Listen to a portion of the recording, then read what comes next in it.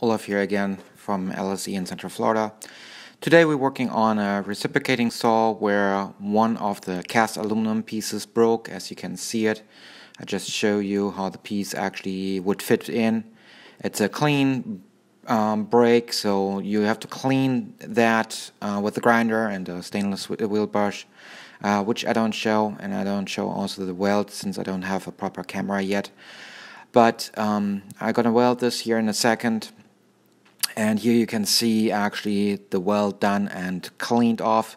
I had a little bit of an excess aluminum on top, and there you see a little bit of a porosity there in the center, but it is a tool, so it's not really a problem. It's especially only holding and preventing me from actually grabbing into the mechanism of the reciprocating saw, especially in the front part while it's running. So it's not really a big problem.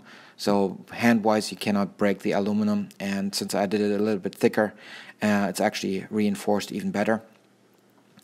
So now here you can see it already reassembled, and so I'm gonna put the boot back over it and also the guard back in, and I did actually some test runs with it, and I can't injure myself there by any means. So there you can see how easily you can do a quick weld on an aluminum piece.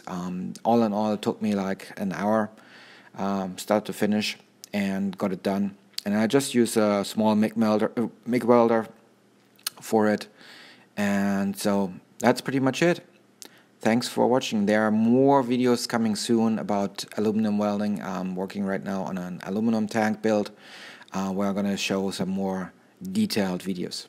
So have a good day and see you again.